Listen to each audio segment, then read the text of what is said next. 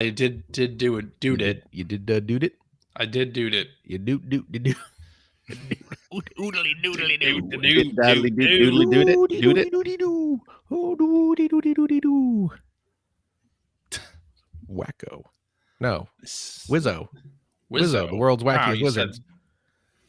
Wacko. No, not Wacko. Wacko was an animaniac. Wow. Red leather, yellow leather, red leather, yellow leather, red leather, yellow leather. Now I have to go in and delete I'm ready. the version of the podcast that didn't go live when I hit the button. Oh boy. Twitter was broken and terrible. Boy. Jesus. I know, right? Oh boy. Let me go ahead and just... Gee whiz, fellas. Gee whiz. There we go. Let me go ahead and delete forever. Delete them forever! Delete it forever. Delete forever! Wipe them out. They have now been deleted. All of them. I see. Yeah. All right. Yes. Yes, young Skywalker. Your Jedi friend. See, when you do that voice, it just sounds like you're constipated. What are you talking about? I've been eating my bran on a regular basis. Ooh, I'm afraid your toilet will be quite clogged when your friends arrive. Yikes. Yes. Yes. Alrighty, let's do this thing. Do it. Hello and welcome to episode 798 of the Player One podcast for Tuesday, February 22nd, 2022. That's 2/22/22. 22222 22222. Give it I the am old your host. 22222. I'm your host, Chris Johnston, and with me as always from Canada is Mr. Greg Seward. Yellow. How's it going there, sir? Pretty good. Pretty good. Yeah. Just got back from watching the Daytona 500. Oh, By back, I mean I was watching it on television. I wasn't there. I stood up You on were- the couch. you were on the couch Yeah. a few steps away. Yeah.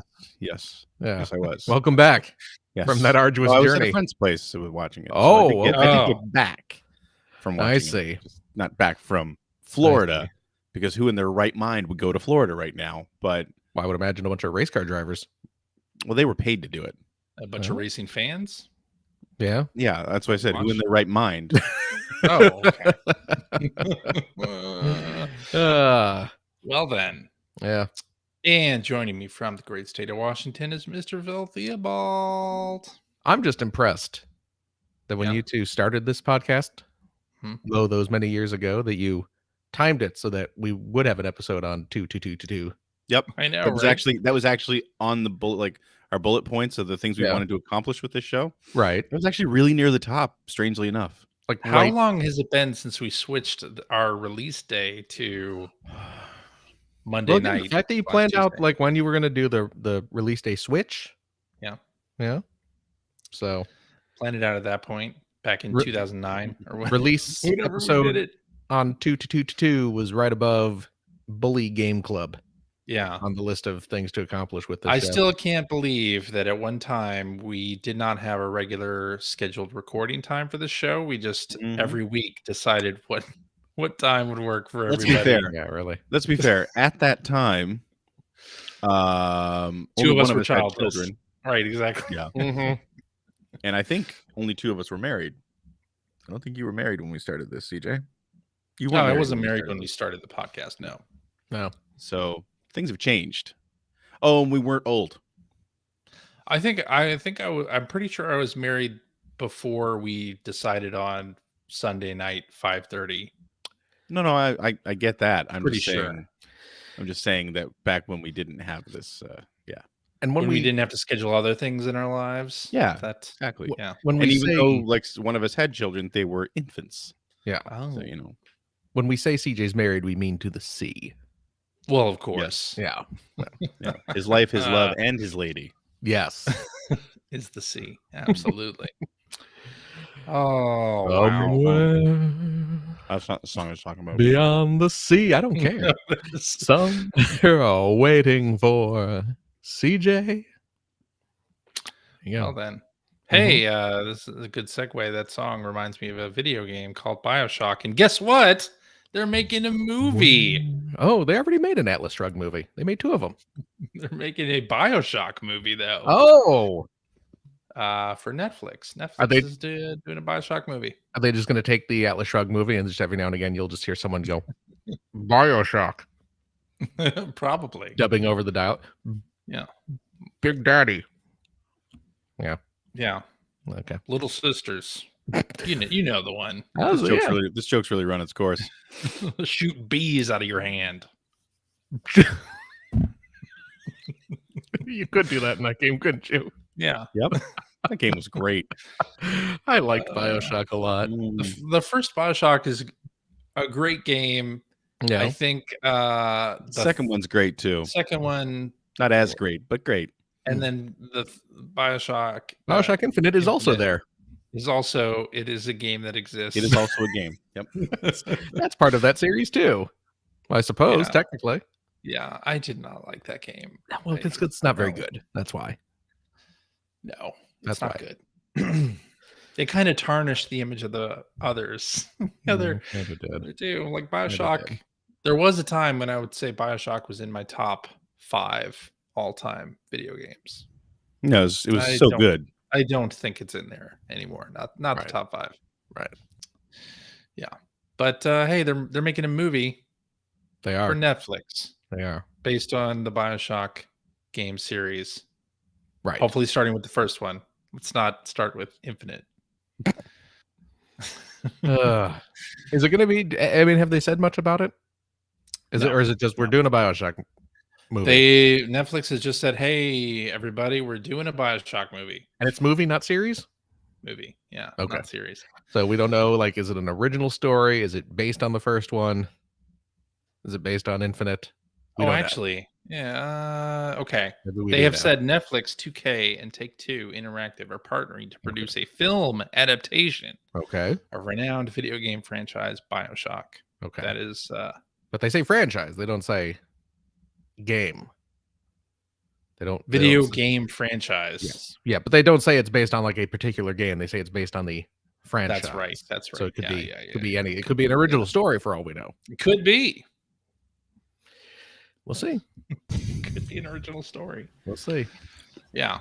So Okay. get your cues warmed up, people. My keys are always warm. Sometime. I don't understand it. Cues? What? Yeah, Net- your Netflix Netflix queue. queue, Oh, right. Q. Okay. because it's gonna have Bioshock all over it at some point. No.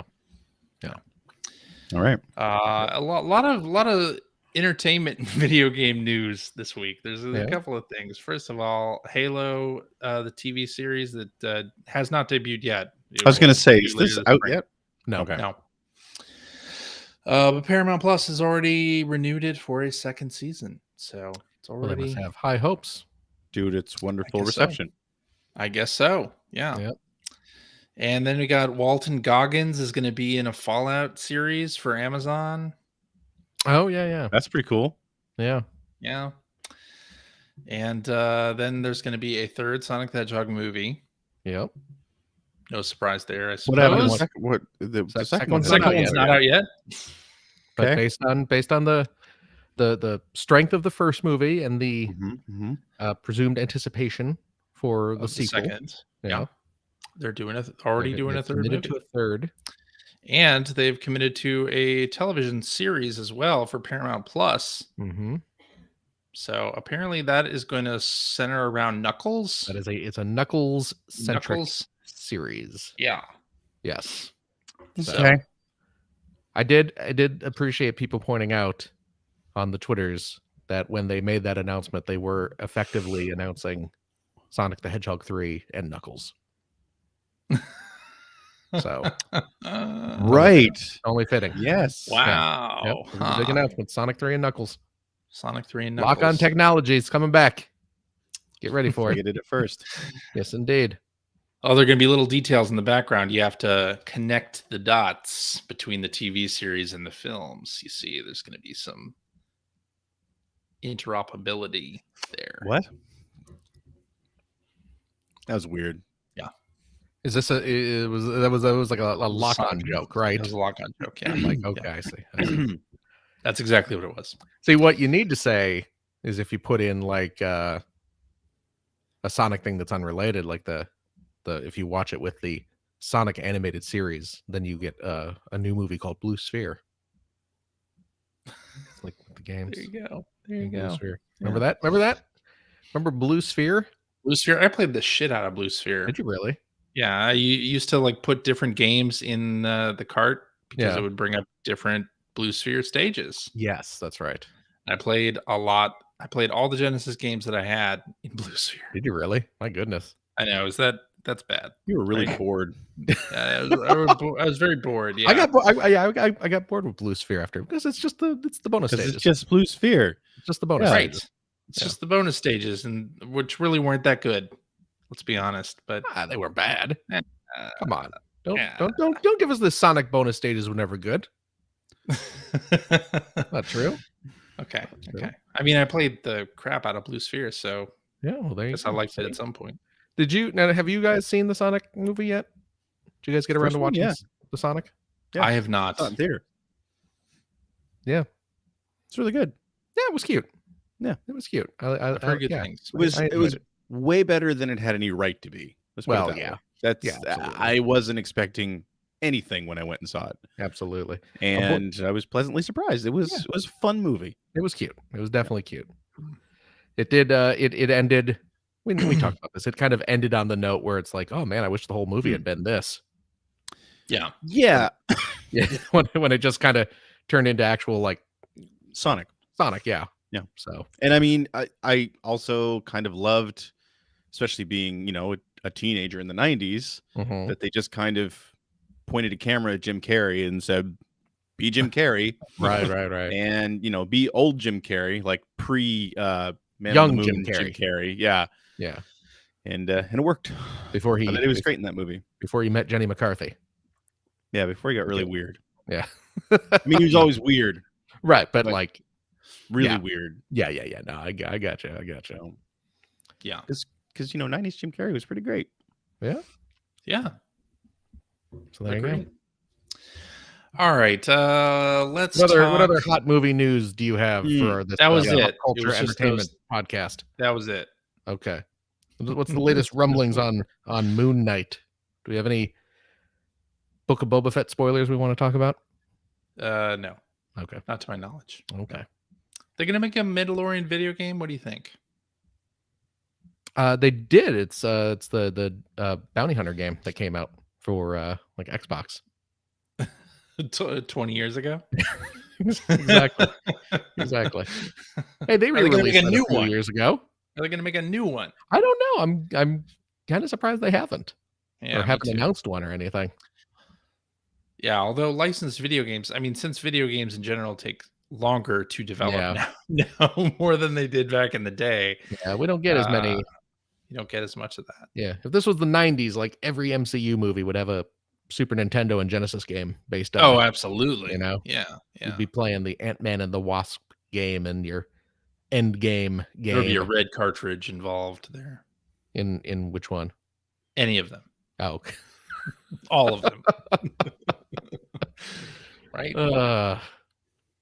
But no, Well, let's get on to the big news then. what's that? And then by that I mean that Lego is making a Horizon Forbidden West set. The tall Yes. neck is in there, Aloy's in there. You got a Watcher in there as well in this little scene that that Lego is releasing in May. This will be available in May. Yeah, I'll pick it up. Yeah, Well, I mean, yeah, of course. it's I will. Lego. Yeah, Lego. I mean, that's not really Of course, news. It's a video course you're game gonna- themed Lego set. I will get it.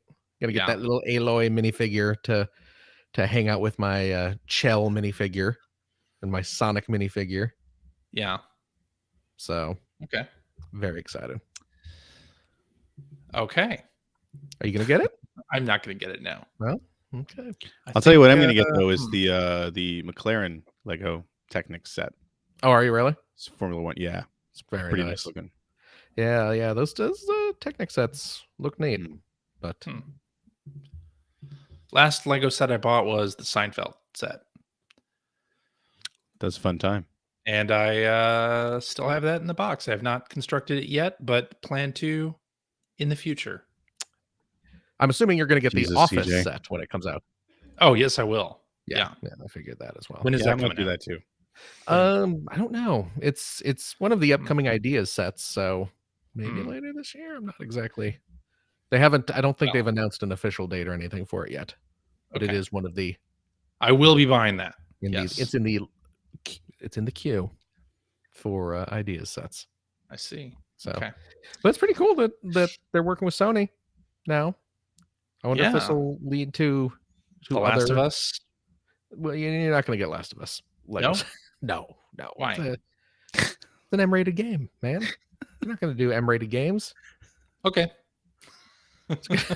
I mean, they do have little Lego golf clubs, so you could make something out of that. But no, I don't think they're going to do a Last of Us.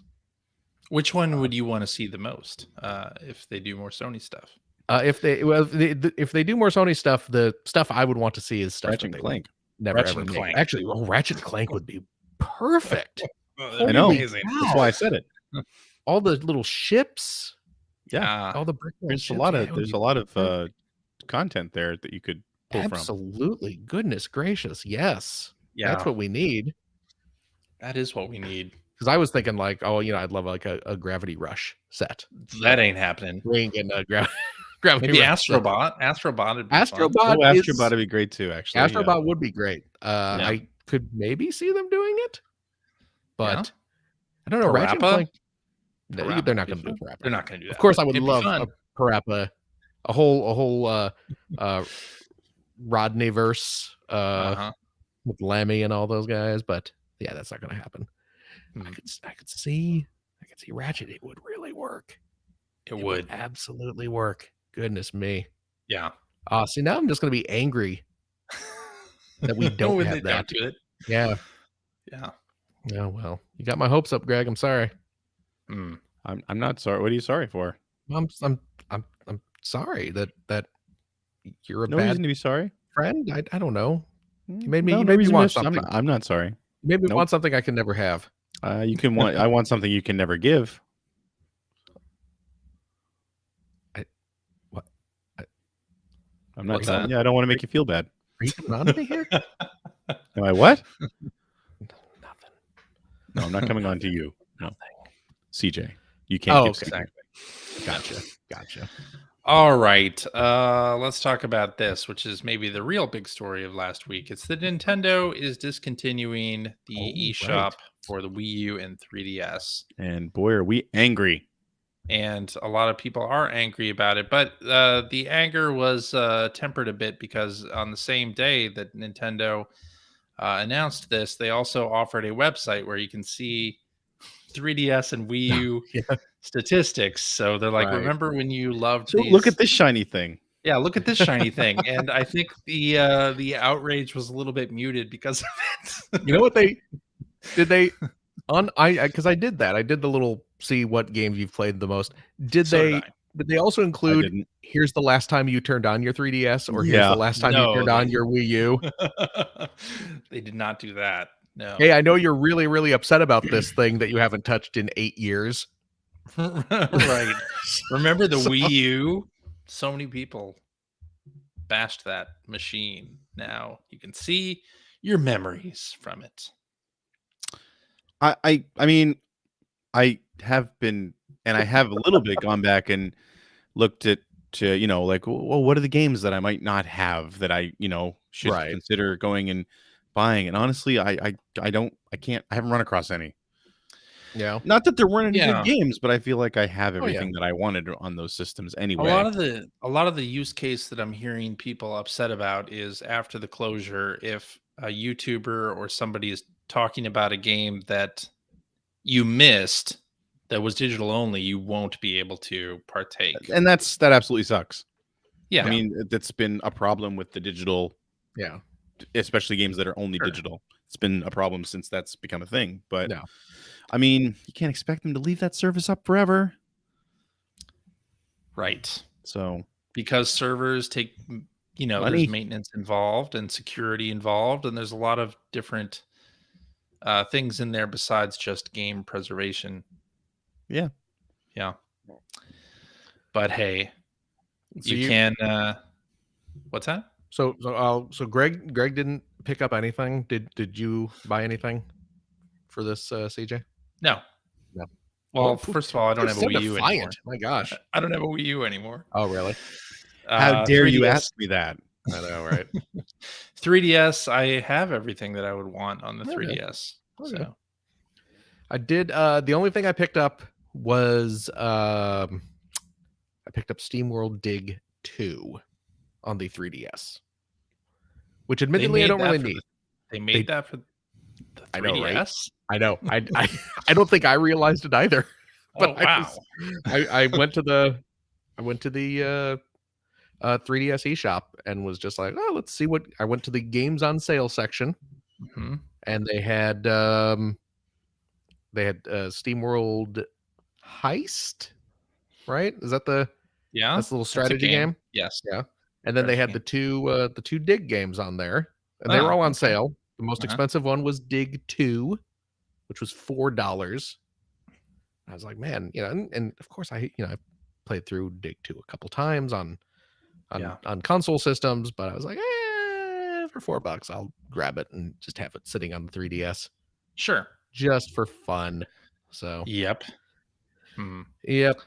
So as of late March 2023, you won't be able to make purchases in the eShop for the Wii U or 3DS. But you'll still be able to download? It will also no longer be possible to download free content, including game demos. You will be able to download things you've already bought. Right. For how much longer did it say? It does not say.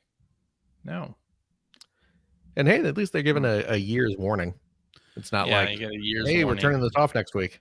One of the things somebody mentioned that I thought was worth not being upset about, but lamenting, is that the virtual console, the stuff on the virtual console, will disappear. Which is too bad, because the virtual console on those systems was way better than what we have now. So, despite everybody complaining about it during the time when we got those games, now everybody looks back at it fondly. Yeah. So that's too bad. Yeah, it is. But it is indeed. And of course, the 3DS had Street Pass, Meat Plaza, which is my number 2 most played game on the 3DS. Number 1 was Animal Crossing New Leaf at 139 hours. My numbers were all messed up. I had my top played 3DS game was Metroid, the Metroid Samus Returns. Okay. The Metroid 2 remake. That doesn't sound right. That doesn't sound right at all. Let me find the picture here, just so I can tell you guys how many hours this game. Here we go. I played Metroid Samus Returns for 263 hours. That doesn't sound right at all. No. So apparently that game's clock keeps running when you put the system in sleep. I was going to say, was that counting the time from the moment you first played it to the moment you never played it again? That's counting. When I first heard that they were making that game, the clock started counting. But yeah, apparently that game, because I when I was playing it, I'd just pause it and close the system, as you do. But apparently the clock keeps counting in that game. So, I see. My second place was the Street Pass Plaza. So, yeah. Mine went Animal Crossing Street Pass Plaza, and then the Ocarina of Time remake. Oh, okay. Yeah, that makes sense. It does make sense. And then on the Wii U, my top one is Twilight Princess HD. Oh, okay. At 67 hours. Yeah. followed by Splatoon 2 and Wind Waker HD, Oh, okay. which checks out. My top Wii U game was Skylanders Imaginators. That sounds right. Because Finn got Mhm. really into Skylanders Imaginators, and he played a lot of that How game. many hours? 167 apparently. So not as much as Metroid. No. He as much as he loved Imaginators, he did not play it as much as Metroid. Our second Wii U game was Netflix. I guess back then I was using the Wii U for Netflix. And then number 3, Lego City Undercover, which is great on game. brand. That sounds right. Yeah. Yep. Yeah. Still a great game. Yeah, I really enjoy that game. But yep. Yeah, and then of course the Video Game History Foundation came out and scolded Nintendo for being bad on digital preservation. Yeah. I mean, what are you gonna do? And again, I'm not saying that because I don't think that that's important. It is very important, but I mean, you know, I don't see the idea of making that stuff available. Because I mean, who knows? Maybe it's some publishers have learned, I think, in the last few years, which is I think one of the reasons why the Virtual Console is so much different than it was, is there's a lot of money to be made repackaging and re-releasing old stuff. And I just, so why cut off that opportunity by making that stuff freely available? As much as that sucks, from a business standpoint, it doesn't make a whole lot of sense as far as I can tell. But I don't know. That's just my opinion. All right. Yeah, you couldn't have expected Nintendo to leave those services forever. No. Especially the Wii U. Like the Wii U is not a successful system. No. Why keep dumping money into it? Right, exactly. As sad as it is, I really like the Wii U, but I don't expect these systems to keep their eShops open forever. Even the Xbox 360, I think that shop is still up. Microsoft has been but see, that makes more sense because a lot of the content is forward. All the generations since the 360 are backwards compatible. That's right. Yeah. So, that makes sense. Didn't Sony announce something similar, like the Vita store closing and all that stuff? Yeah. Didn't people go nuts over that too? Yeah, people went nuts over that too.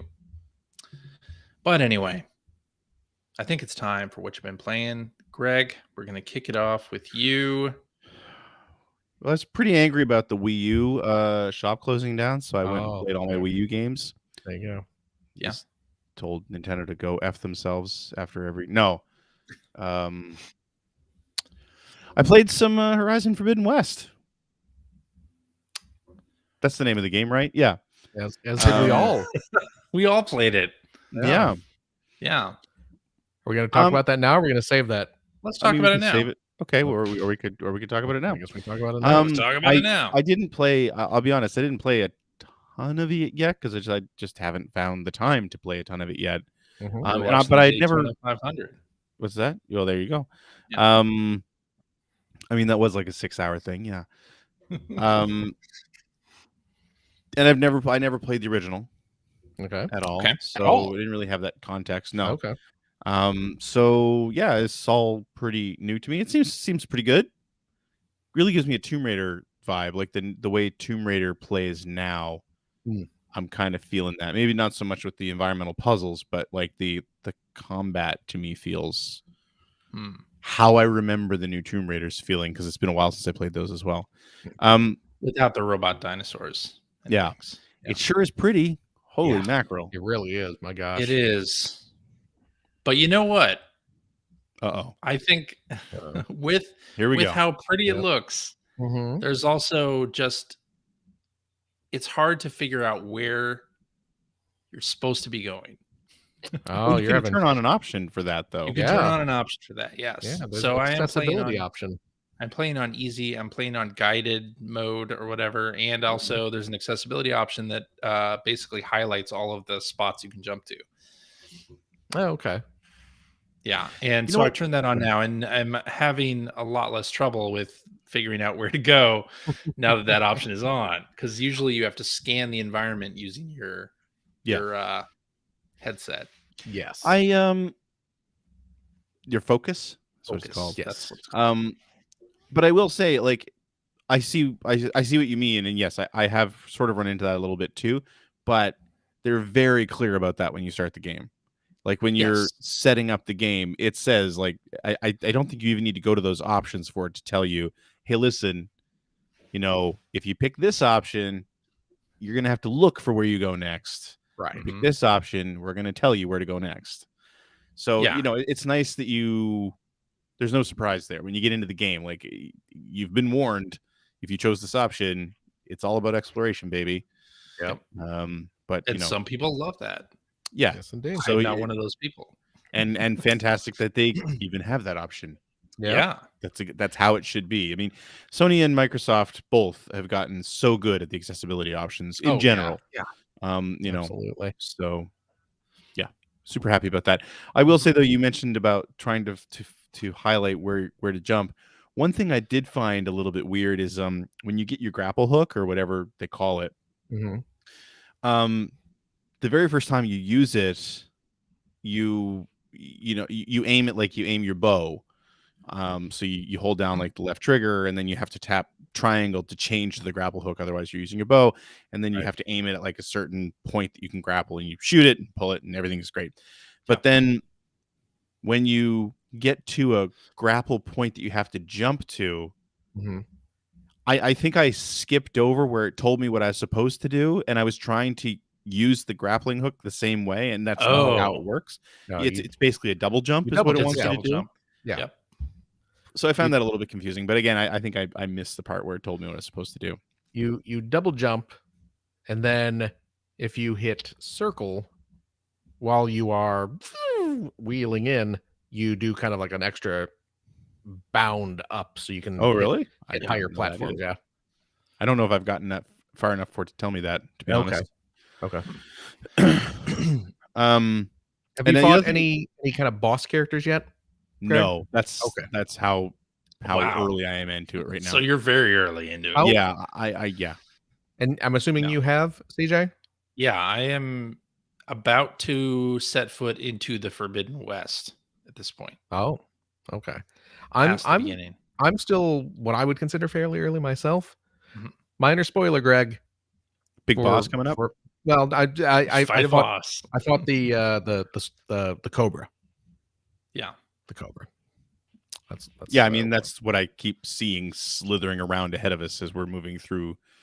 This Okay, this okay, area, so I you're- think. I mean, you're they're telegraphing it close. like crazy. yeah. Oh, okay, yeah. so you're getting close to it then. Yeah. So They okay. apparently do have an option, by the way, in the accessibilities Mhm. thing, I think, where you can set up like a separate autosave that'll be before the boss. So, Oh, really? like, if you get Oh, cool. to the boss, find yourself underpowered or unprepared, you No? can reload from that temporary save, Mm. That's a nice feature. which is a nice feature for sure.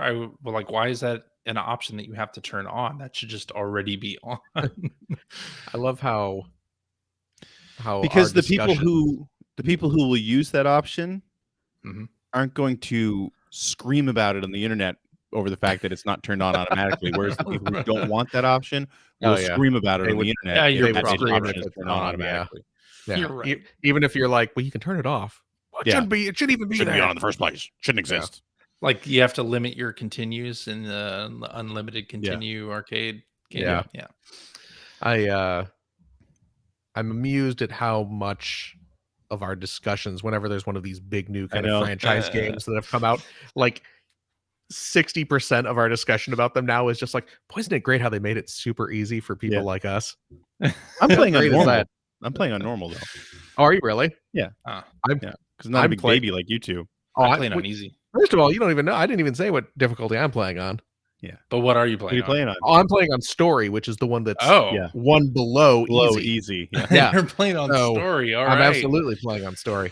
Wow. Because you know what, that's what I want. I want to Yeah. walk around and explore the very pretty environments. Oh yeah, it is. And see some robot dinosaurs stomping around and shoot them with an arrow and get on my way. I got crap to do, you know?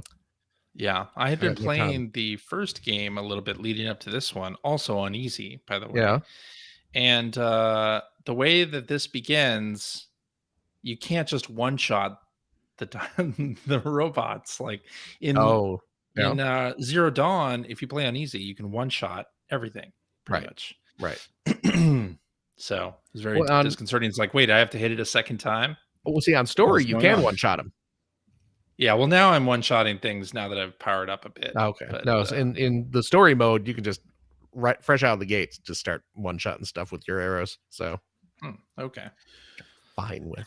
I had the thing hard crash on me, though. That's the last time I was playing. Did you really? Oh, you did? Yeah, I got killed in combat at one point, and like when that happened, it just froze on me, and I had to restart. I didn't have to restart the system because the system locked up, but I had to restart the game. Oh, okay. So. I will say, and this is not this isn't a problem with this game in particular, but just in general. I'm kind of over the whole looting aspect thing. Like, I'm okay with like when I finish combat in an area.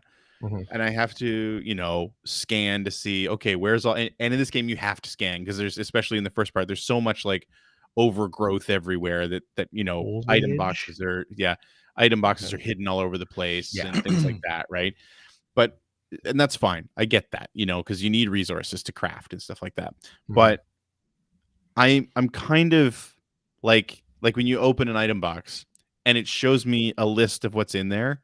Yeah. And gives me the option to either take them one at a time or take all. Like, I'm just like, do you ever always not take all? Yeah. Who's why taking one at a time? Thing that we're doing, and yeah. And again, this is really nitpicky, and it's not just this game alone. I mean, Bioshock, the game we were talking about earlier, that did the exact same thing. So many games do this, right? But it's just like, I want, and maybe there's a setting in the game for this. I want a setting that says, never will I not want everything, right? Like, just, I think there might be some sort of like auto loot feature, like in the accessibility or something. Yeah, there might be. Same thing with like when you kill the robot dinosaurs. It's like, okay, so now I have to go stand over the carcass and hold the triangle button to see immersion. No, it's not. It's stupid. So unless maybe I'm wrong. Maybe when you get into it, there is a reason why you wouldn't want everything. And I don't know think what there it is though. Well, and in this game too, like the first game, it wouldn't allow you had your pouch or whatever, and it wouldn't allow you to bring anything more than that. Like you had a limit. Okay, well, I mean, that's a reason. In this game, you don't have a limit. At a certain point, you unlock a stash, and anything that you to go with your beard. Nice. Anything that you collect. Anything that you collect after that point that you're full up on goes automatically to your stash box, which is great. But you're also removing the single reason why you would ever want to have to choose what you pick up. You're absolutely right. Yeah. You're absolutely right. The other thing just this game like does, a weird extraneous button thing. And again, it is not just Horizon that does this. And it is, I agree, a super nitpicky thing to talk about. But it just, as I'm playing it, I was like, oh God, why do I do? Yeah, I don't want to do this. But anyway. I also wish it had like an auto pickup. And further to that, I almost wish I could set macros for like what to craft, so I don't have to craft them, so I don't have to deal with that screen either. I just like old video games where you ran over things and you got powered up. Yeah, you just look at that mushroom over there. Yeah. Oh, they just dropped some arrows. I'm gonna go pick up the arrows. Just pick up the arrows. Now I've got arrows. This game does, I think, much better than the first game is that a lot of the things you pick up you can sell to merchants. And in the first game, you had to like be careful that you weren't selling something that you would need for crafting later. There were things that you could sell to merchants that would get you, metal shards. But also some of those things are used for crafting. In this one, they have things separated out so that the stuff that you picked up that is just things that you can sell to merchants are separated. So these are things that are not at all used for crafting. They're just things to be sold to merchants. and they're separated, which is very nice because there's no longer any guesswork. Like, oh, should I get rid of this or should I keep it because I might need it for crafting later? Right. How about we just don't do any crafting? Although now, in the first game, you could craft pouch upgrades as you went. In this game, you have to find a workshop table to do it. Yeah. In major cities. It still does the thing where to fast travel, you need to have an item called a fast travel item that you can, of course, craft and occasionally collect as well. But why do you even need that? It's Yeah. Why not just have fast travel as a thing you can do, especially on the easier difficulties? Yeah. Not have to need a resource for that. Again, not a big problem in the game, but just something I was sort of is one of those like little like, I'm kind of over this, but yeah. Anyway. But are you enjoying the game? Yes, I am. A lot. Nitpicks aside? Yeah. Okay, good. Yep. I'll tell you what, it starts off I'm faster than the first game. The first game is really? a real slow starter. That's kind of why I bounced out of the first game after a little bit. Yeah, me too. I tried playing the first one and I can just kind of like, I'm not really feeling it. And I stopped. So but this one is a little better on that. Yeah, I'm enjoying this a bit more. So plus I think the even the random NPCs that you run into or talk to, if it goes to a cinematic scene, like the motion capture that they did or the animation that they did for even NPCs that you're playing like a board game with are really, really good.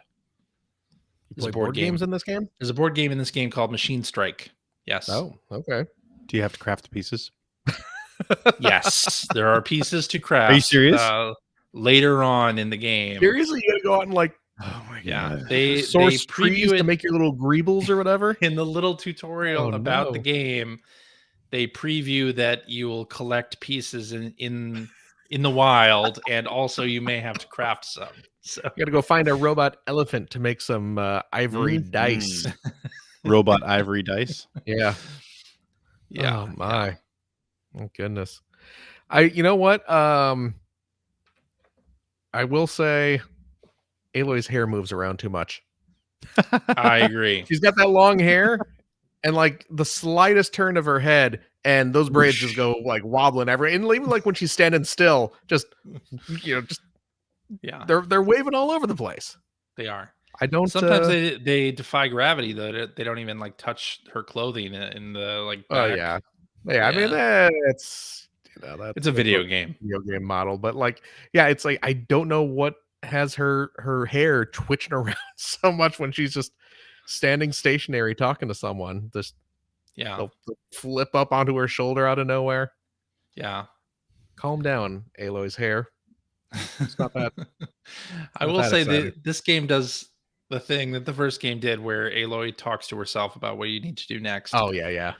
And there was one bit where the guide icon told me to go to a specific place, and I was like, why do I need to go? Like, I already did the thing that was in this area, and Aloy is not saying anything of what I need to do there. It's like every other part of the game, she has a comment that I need to do something in that area, except for this little bit where you get the one of the traps where you the shock trap where you shoot it at two sides and you make like a tripwire. Okay.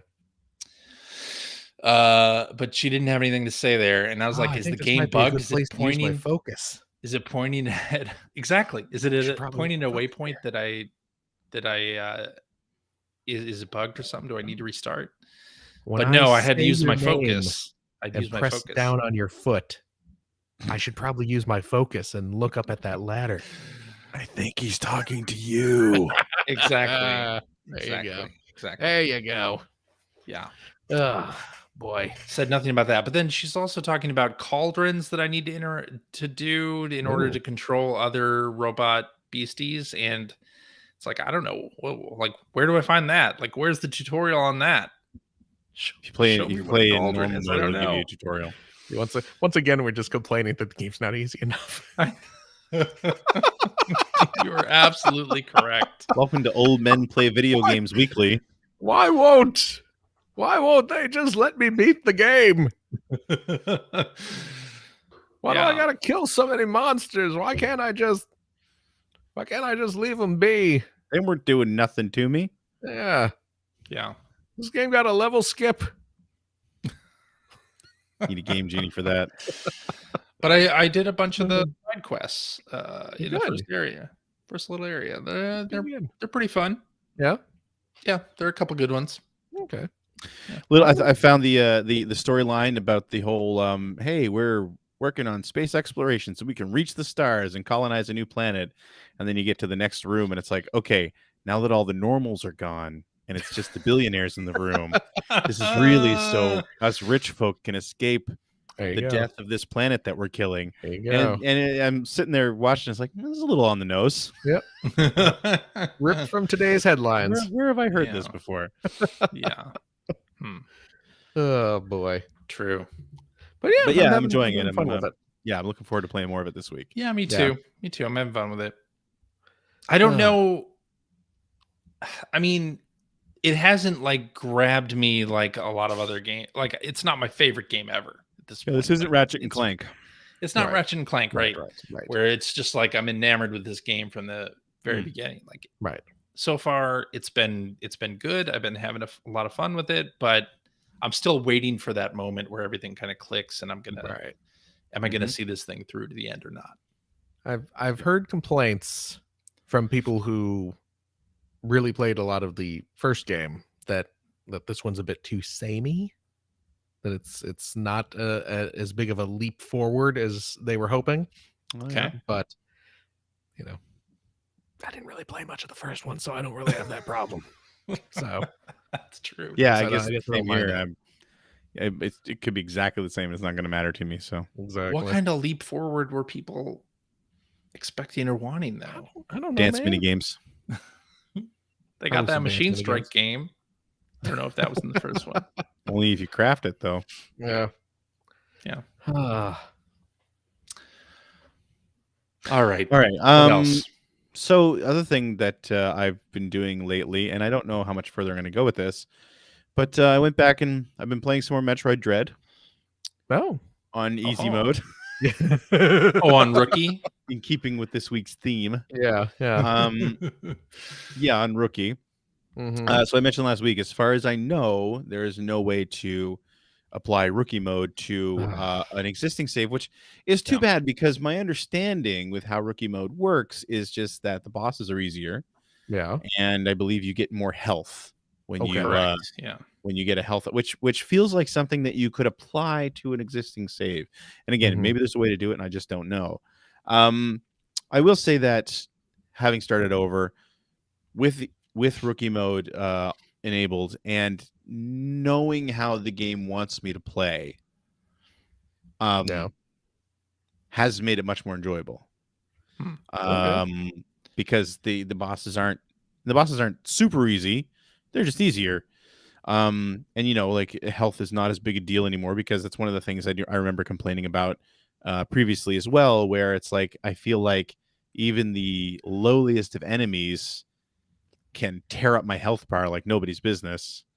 So having the pickups to be a little more powerful has definitely helped. And again, knowing that the game doesn't want me to explore the way I want to explore, because apparently I played all the previous Metroid games wrong, has made it more enjoyable. It feels more linear. Okay. I'm playing it in more of a linear fashion, and it's made the experience better. The Emmys still suck, but again, getting into the Emmy areas and kind of knowing what the patterns are, remembering what the patterns are, and sort of where I need to, having a vague memory of where I need to get to as I get into the different Emmy doors, has made them easier. I shouldn't say easier, more enjoyable, less frustrating. I wouldn't call those areas enjoyable at all. So there's that. But again, this is all based on having failed to play through it once and re-experiencing this with the dials turned just a little bit, so it doesn't make it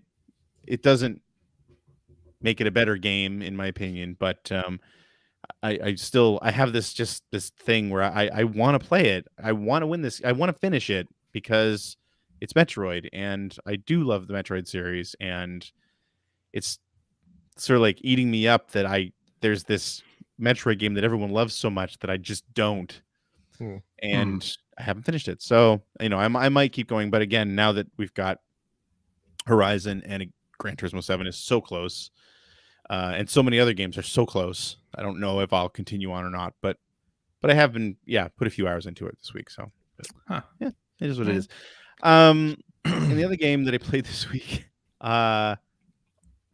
is a donor demand game on my Twitch channel. On Thursday nights, I play games that are requested by Extra Life donors, and somebody had requested Terminator 2, the arcade game. Oh, which I originally wanted to play on my CRT using my Menacer. By the way, as far as I know, the only Genesis cartridge game compatible with the Menacer outside of the 6-game cartridge that came with the gun. Is that right? Because 16-bit light guns sucked. Well, yeah, but and for people that don't know, like on the Genesis, at least, I think the Super Nintendo as well, like there were compatibility issues between light guns. Yeah. Some games worked with the Menacer, some games worked with the Justifier, some games worked with the Game Gun or whatever it was. American Laser Games called their gun. Oh, right. Right. Justifier was Konami's. Yes, yeah. So lethal Enforcers, and then and Snatcher. Oh yeah, Snatcher used that too, didn't it? Yep. Forgot about that. But yeah, that was a weird thing in the 16-bit era anyway. It was the same thing with like 4-player adapters on the Genesis. Like the Sega 4-player adapter was compatible with different games than the Electronic Arts 4-player adapter was compatible with for a while. And then they kind of said like, this is stupid. And everything was compatible with everything. But anyway, I wanted to play it that way. I have 2 Menacers, one of which is working. But I just couldn't get it to track properly. I don't know if my sensor, the Menacer requires a sensor to sit on top of your television, and I don't know if the sensor is just broken or what's happening. So I couldn't get that to happen. So I ended up playing it using a controller. However, what I decided to do, because again, those games tend to be pretty short.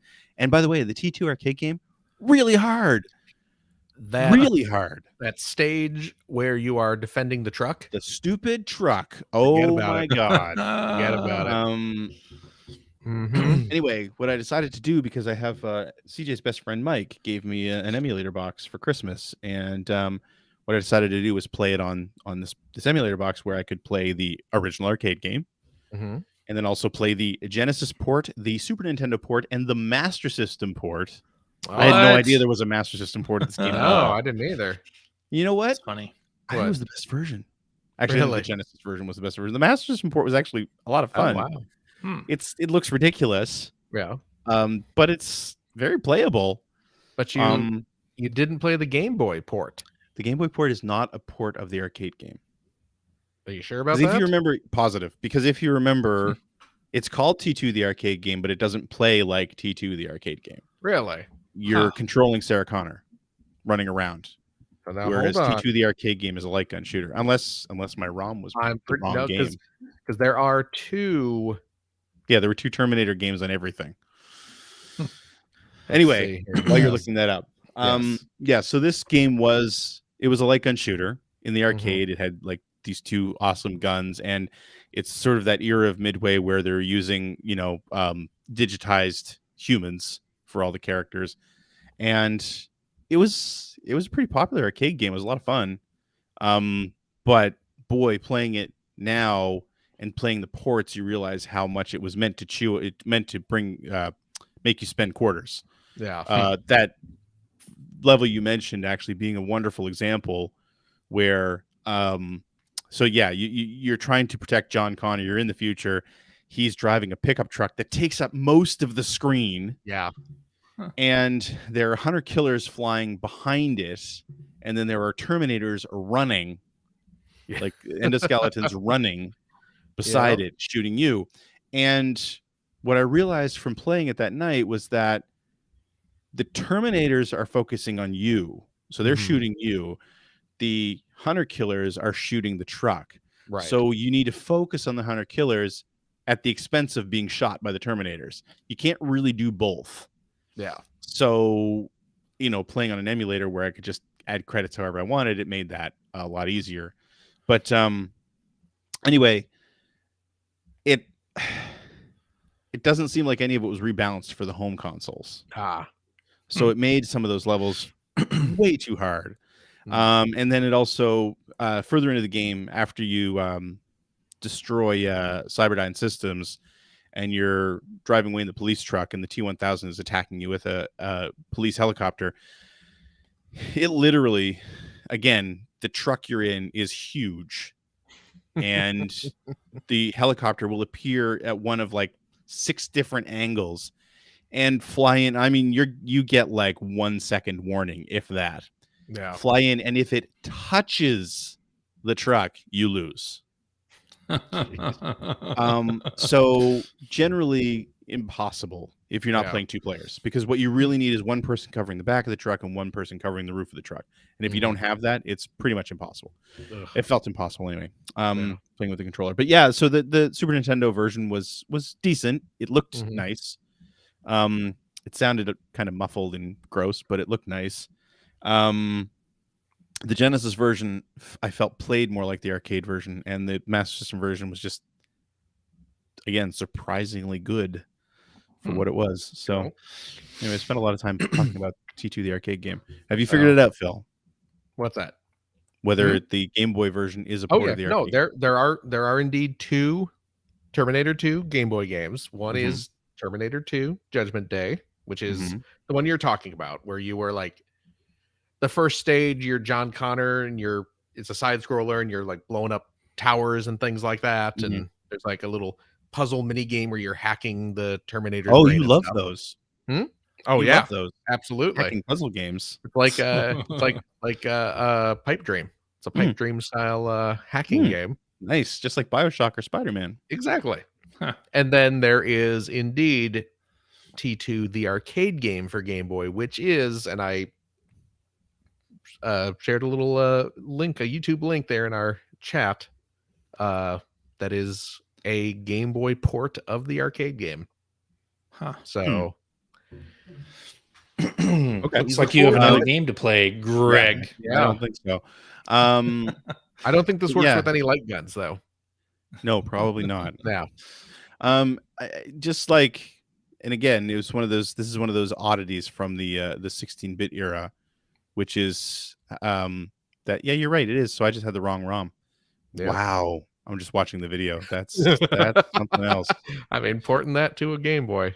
It's, yeah. But yeah, it's one of those oddities of the 16-bit era where, like, in the arcade, this game was called Terminator 2 Judgment Day.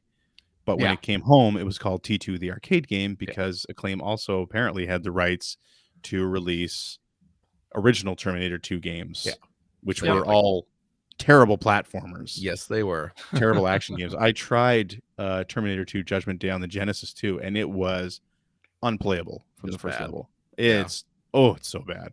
Yeah. So this is a lot longer than I expected to talk about Terminator 2. But anyway, it was kind of fun to go. Not necessarily fun to go. It was fun to look at the console ports, because I never really played them.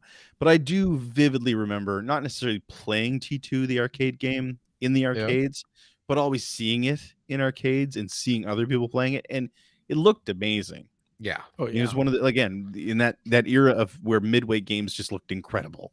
You know, like the Mortal Kombat era, basically. And it still looks pretty good, considered all things considered, but it's not balanced well, and it's meant to be played by 2 players. It's meant to be played by 2 players with that machine gun just going wild at all times. Yep. Yeah, I played a ton of that arcade game back in the day. Yeah. Yeah. Oh yeah. Yeah. I know. Hacker alias Scoop Jessica was in the chat saying that she played. I think she played the console versions though, but she played a lot of T2 the arcade game. Yeah, I played a ton in the arcade, and then I bought the Genesis one when it came out, and yeah. I mean, I finished it. I somehow finished it. Did you really? Wow. Single player. I somehow finished that game. Huh. but it was That's not easy. impressive. Yeah. I don't want to say it was fun, but I did it. Yeah, but hey, back when you didn't have open access to tons of games at all times, Exactly. you played what you had. Yep. Anyway, that's it. That's all I've been playing. All right. Well, Phil, Yeah. what do you got for us? Well, obviously I was playing some not Zero Dawn. Nope. Forbidden West. Horizon Forbidden West, which doesn't have a colon in the title, which seems really weird. There's also a little Roman numeral 2 and in the line that separates it. The logo I can't tell if has that's an artistic thing or it's an actual 2. I mean, the official title is apparently just Horizon Forbidden West with no colon and no 2 in there, but the logo does have a little. I don't know. It's very confusing franchise. So I've been playing that. I also played just on a whim. I was flipping through my Steam library the other day. That must have taken an hour or two. I have an expansive Steam library. Who doesn't? I know, right? All those Humble bundles and not the current Steam sales, but man, the old school Steam sales when games were like $1. Yeah. Yeah. But I came across Gunpoint, which was a game that I adored. And I looked at it, and it's Steam, and it tells you, the last time you loaded up the game, and it was like 2013 or something. Nice. Holy crap!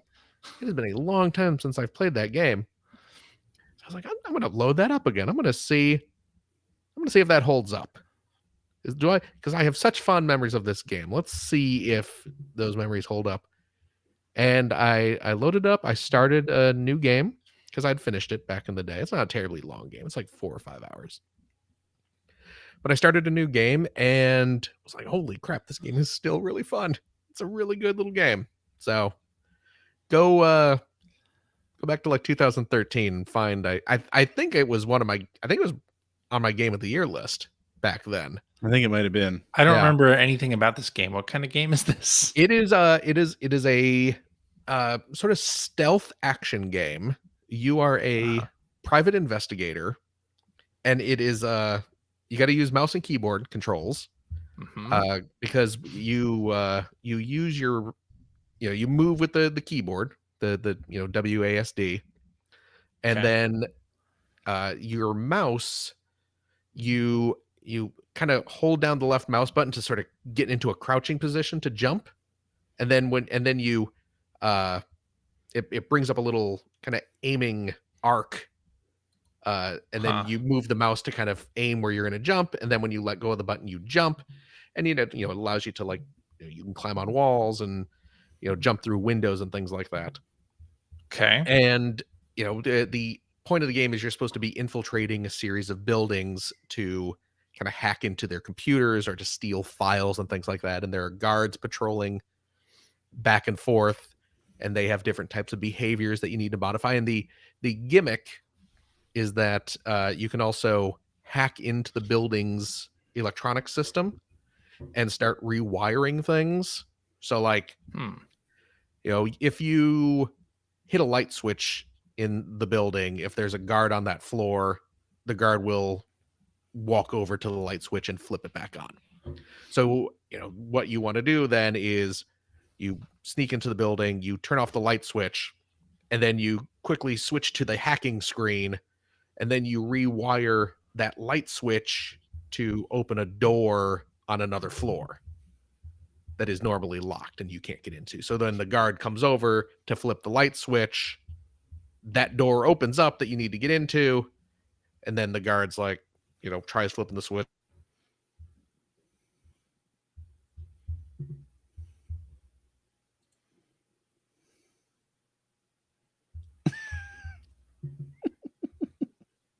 Doesn't work, and then they go back. Hi, Phil. What's wrong?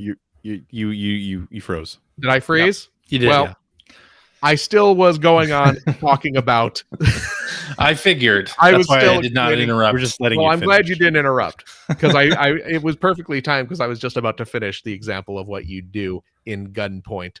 Yeah. So, yes. Gunpoint is the name of the game. But Gunpoint is great, and it's. I don't think I've ever heard of this game. I don't think you did not put it on your Game of the Year list. I can almost assure you that I'm did. sure I remember you talking about this game because I definitely talked about it on the show, and I loved it so much back in the day. I can Maybe almost you did. guarantee Maybe you did. that it was on my Game of the Year, but I don't remember it. Why would you remember? I don't remember your Game of the Year list from 8 or 9 years ago. I guess you're right. So, but yeah, Gunpoint is still a really fun little kind of action puzzle game. So, okay, if you get a chance to try it out, please do. I bet it would work. Well, no, maybe it wouldn't work on your Steam Deck because it's all keyboard and mouse controls. Would that not work? I guess it wouldn't, right? It depends. Okay. Yeah. Anyway. If it doesn't have gamepad support, then no, I don't you'd believe have it to do does, custom. The jumps are very much reliant on mouse controls. I see. Okay. Yeah. So go play. If I froze up for the people watching, just listen to this podcast when it comes out. We're at the 1 hour and good 5 advice minute mark, roughly. Yeah. Anyway, Gunpoint's great. I also picked up on a whim the Tokyo Olympics game that Greg was convinced did not exist. Still Why did you pick this up? Why? Well, because we were talking about it, and it was on sale. It was on sale for $10. Oh, okay. The Switch version was on sale for $10. So I was like, you know what? I haven't played an Olympic style game in quite some time. So for $10, let's see what happens. Sure. Yeah, it's a pretty fun little game. I don't, if I paid like $40 for it, I'd probably be like, I don't know. But for $10, absolutely. Yeah, it's an Olympics game. It's it's button taps. It's that kind of thing. You can dress your character up in that Sonic mascot suit, which is hilarious. I saw you post a clip on Twitter. I posted a clip of so Sonic doing some martial arts moves, doing Sonic stuff. It's great. So gotta go fast for $10. Yeah, sure. I'll play a bit of the Tokyo Olympics. The official full name: Olympic Games Tokyo 2020, the official video game. So there you go. Nice. I started up a new roguelite game this past week on the recommendation of a listener, actually. Oh. And I usually forget to do this, but I noted the listener, hacker alias Assumed Gamer, sent me a tweet a few days ago and told me about this game called Dungreed. I'm assuming Dungreed. Okay. I don't know exactly how you say it. It's like Dungeon and Greed. Dungarees. Oh, Dungarees. Yeah. It's about your dungarees. So this is when they sent me the tweet, they're like, oh yeah, this Dungarees game is on sale in the E-Shop. Yeah. And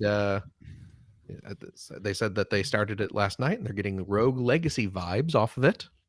Oh, that should be enough for you. And it reminded me of you. Worth a look. So did you get vaguely offended? I did. Somebody was trying to point you towards something that they thought you might like? Yes. How dare you do that? Last time that happened, I ended up reading Ready Player One. So no more unsolicited recommendations, please. Wow.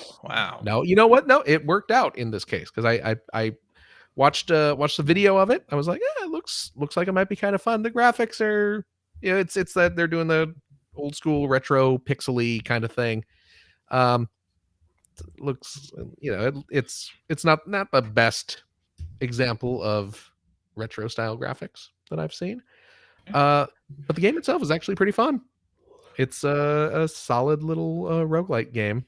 I'm having some fun with it. I had to kind of configure the controls because when you first start off, its control is mapped to the analog stick instead of the D-pad, which That's no good. It's a 2D game. Don't do that. What the hell's wrong with you people? But yeah, I'm having some fun with it. You're going through dungeons and finding townsfolk who have been lost in the dungeon, and then they will, when you rescue them, then they go back to your town, and you can build shops for them, and then they will, some people will train you to make you stronger, and some people will sell you weapons and armor so you can go into the dungeons more prepared and things like that. So it's a fun little game. I've not made a lot of progress yet in it, as is kind of the way these games work, but I did get through the first kind of dungeony area, and then you have to fight a boss, and I'm very, very close to defeating the boss, so I probably have to just do a couple more runs. And then I will move on to the second dungeon area. But yeah, it's a neat little game. And then the final thing I played this week is I picked up River City Girls Zero. Zero. Yeah. The sequel is not out yet. Don't know exactly when part 2 is coming out. But River City Girls Zero is out now. And do you know the story about this game? Do you know what this game is about? So this is not a new game. This is an old game that they have. When I say they, I mean Technos. Oh well, it's a Technos game. It's a Super Famicom game. This is an official Kunio game for the Super Famicom. That let me see here. Shin Neketsu Koha Kunio Tachi no Banka.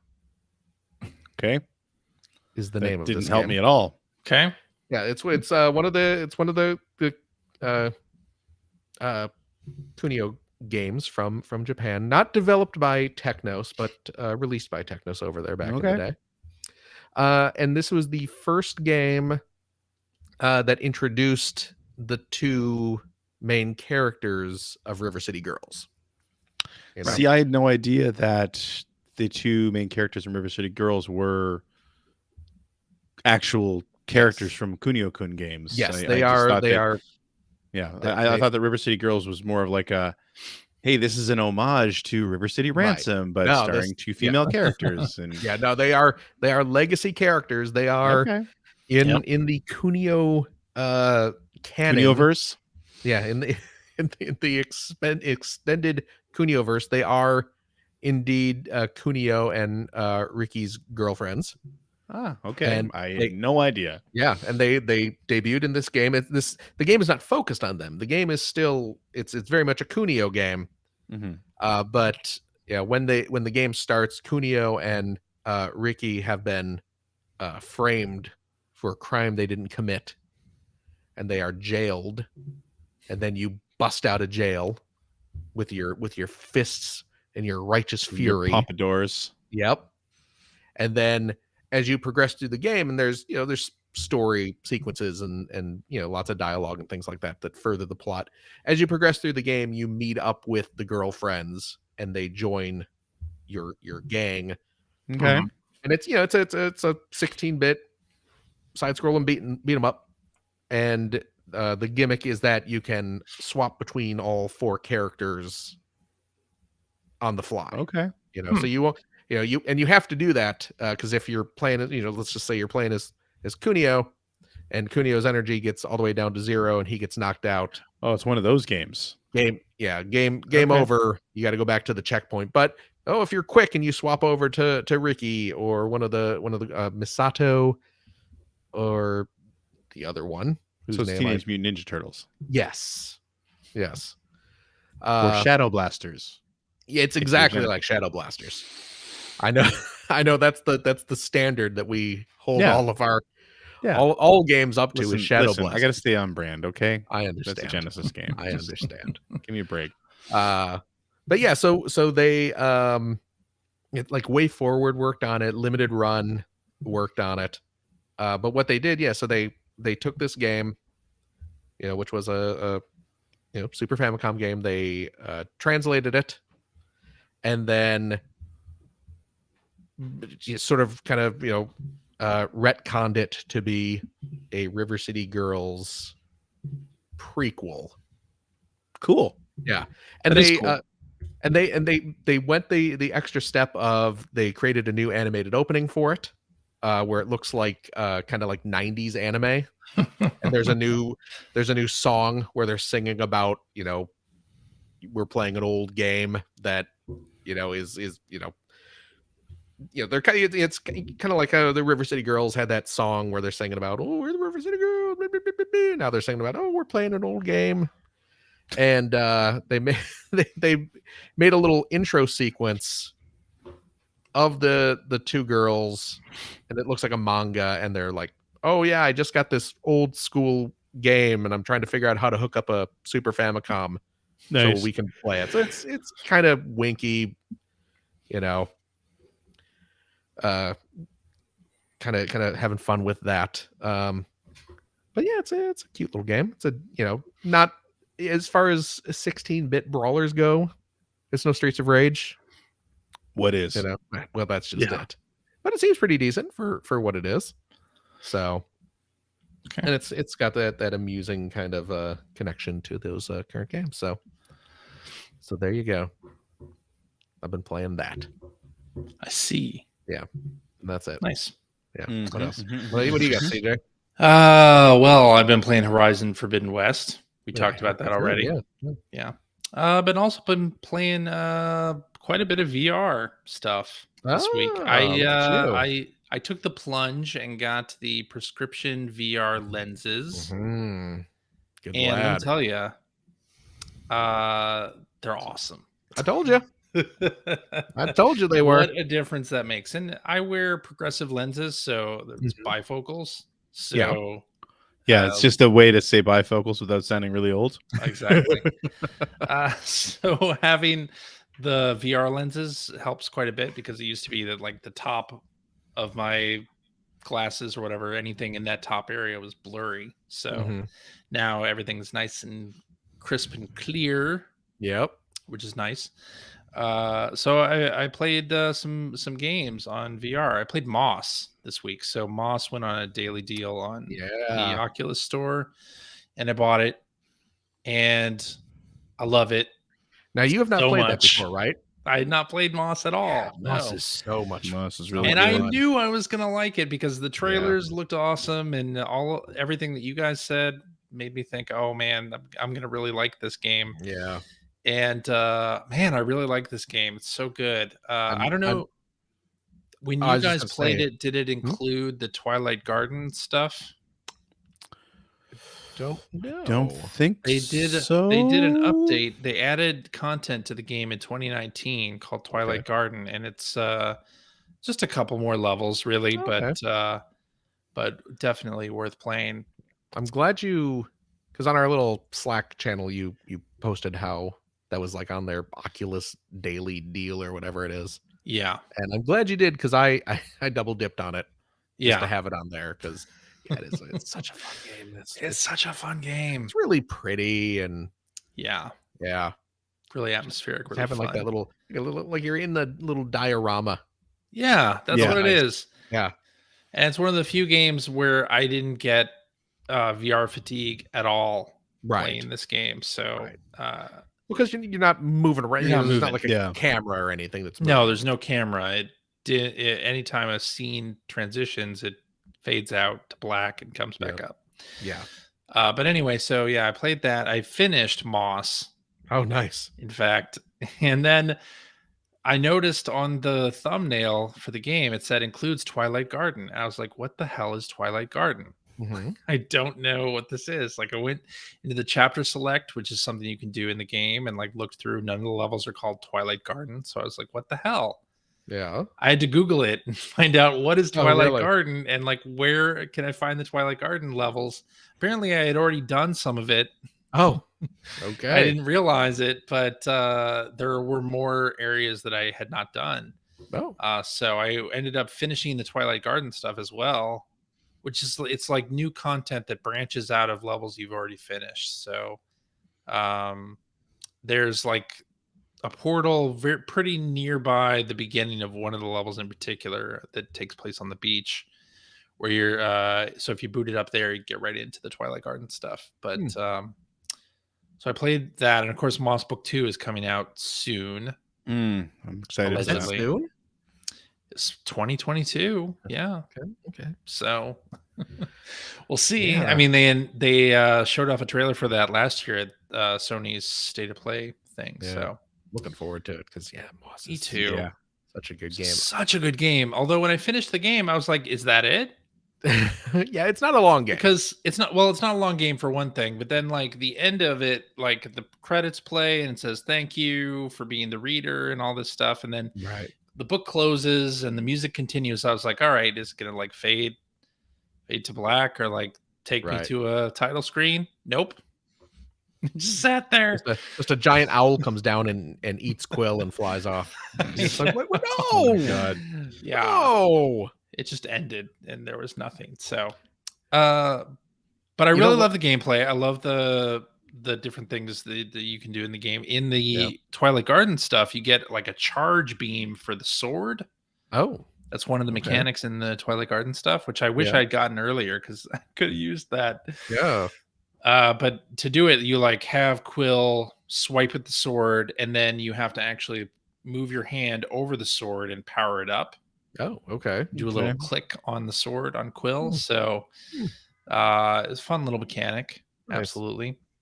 I just love the little interactions with Quill throughout the game. Quill is a great character just in general. Yeah, she is. But like the animation of Quill, and then like she'll ask you to, or she'll like, first of all, she gives you little hints on the puzzles. Yeah, sometimes she doesn't talk. She doesn't talk. Doesn't talk. Right.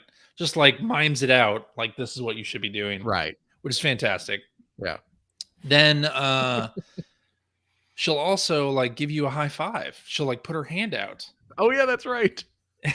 And the first time I did it, I was like, oh, okay, I'll just give you a high five. And then she reacts and then goes for another high five. I did it again. She did the third one. I was like, yes, this is the best.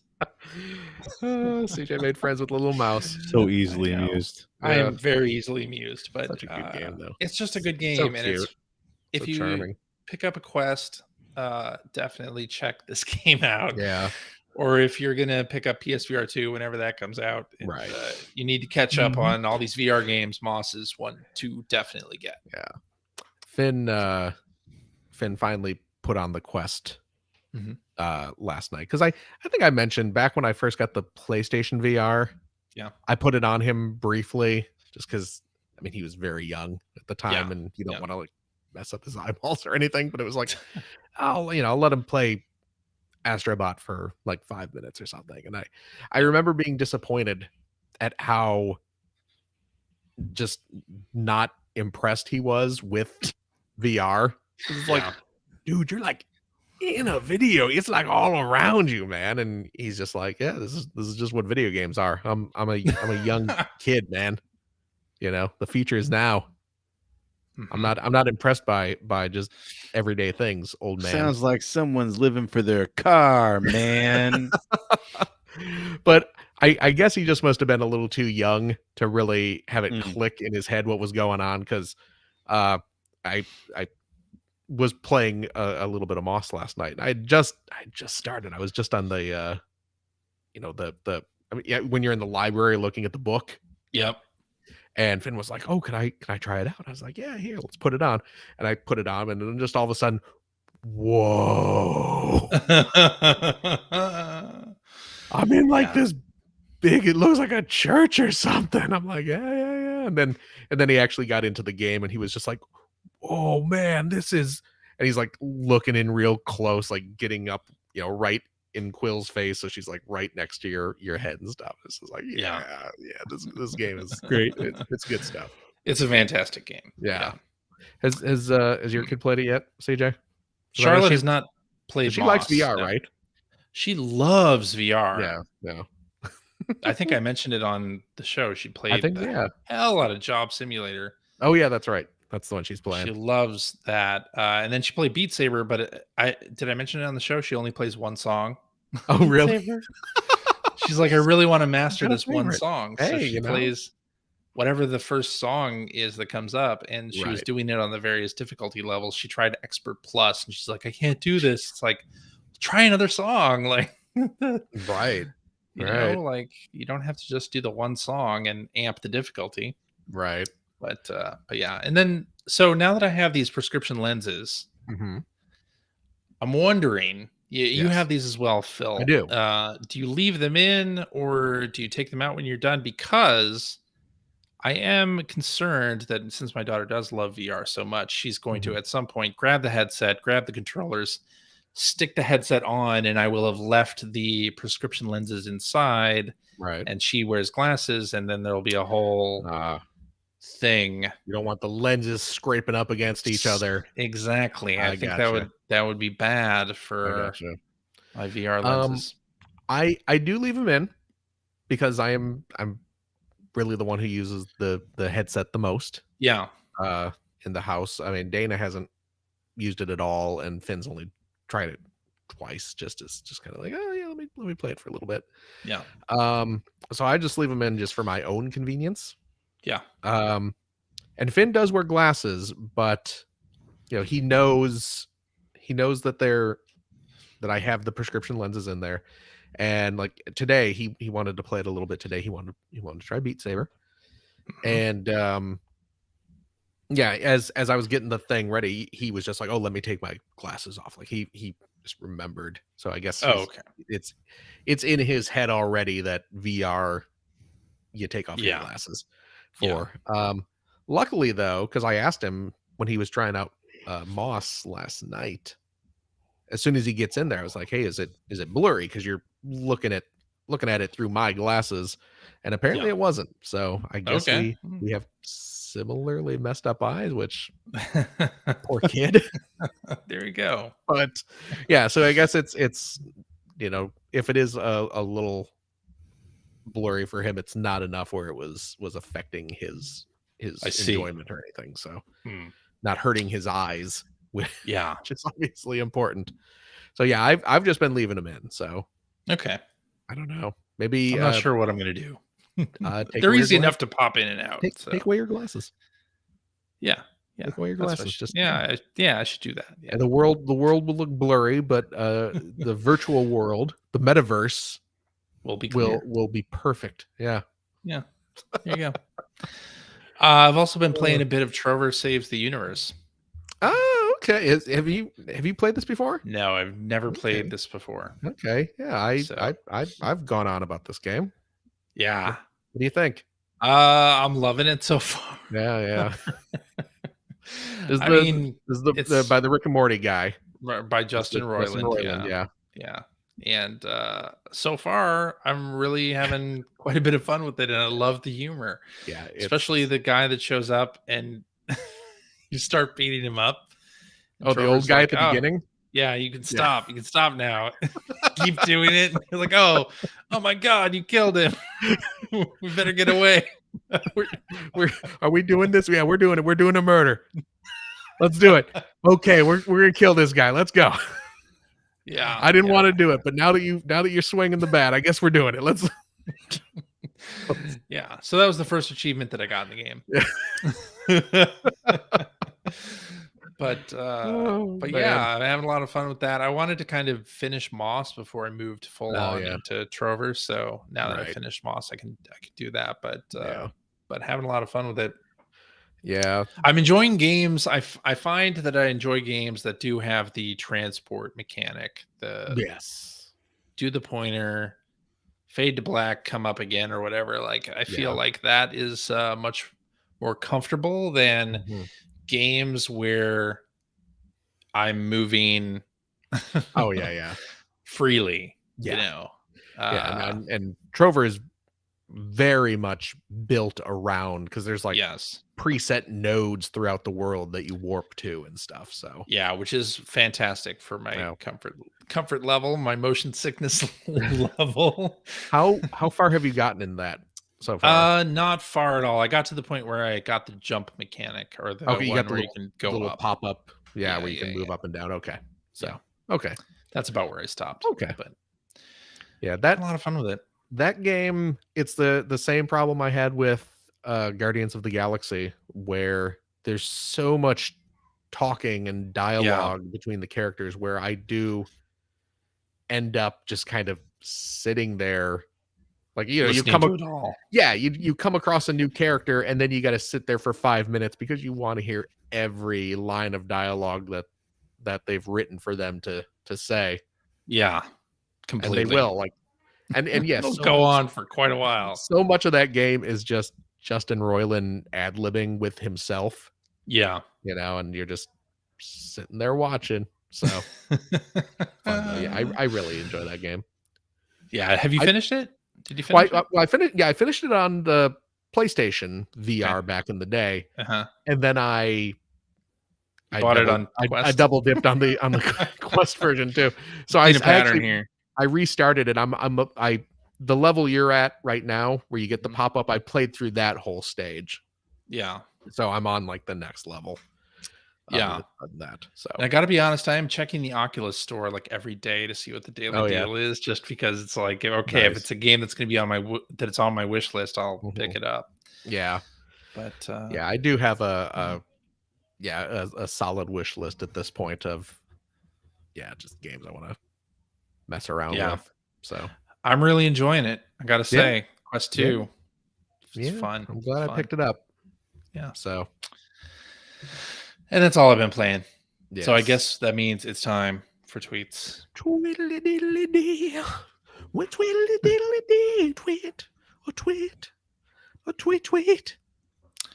Alrighty, let's do this one from Hacker Alias Rad Dad Gamer, who says, just saw they're remaking Star Wars Dark Forces for VR, and this has made me finally decide to jump in. Should I get an Oculus 2 or hold out and wait for PSVR 2? Pros and cons? Wow. It's kind of continuing. Pros are you can buy an Oculus 2 now. True. that is a big pro. You also don't have to have it hooked up to a system. There's no wires. Also, another cable free. Big pro. Cable free. So I ended up getting my son one of these for his birthday. Oculus Quest 2. Yeah. Thank you to listener and fellow Gran Turismo Sport League driver Hacker Alias Lactose Hertz, which I love that name, who helped me get pretty cheap Quest 2. So anyway, I tested that out for him. It was his birthday this weekend, and I tested it out for him last weekend and got it all set up and everything like that. And I was really taken aback by how much better the experience is when you don't have any wires. Yeah. Like, is able to, and because of all the cameras, obviously, like even if it's on, you can walk around if you have to, and it warns you if you're about to run into something or step out of the zone, the safe zone you created. And I'm guessing that the PSVR 2 will probably have a lot of those features. Right. But I mean, even having one cable as compared to no cables. Wow, it's so freeing. That thing. It really is. Yeah, it's great. It really changes the experience. Yeah. I mean, and it's hard to say, like, wait for a PSVR 2. I mean, we don't know a date. We don't know a price. Yeah. You know? Yeah, that's the other thing. There's a lot of unknowns. It's probably going to be hard to get one right away. It's still hard to get a system. Yeah. It's still hard to get a PS5, let alone that. There you go. Yeah. If you really want to play Astrobot, which you should want to play that. I do, but I'll wait.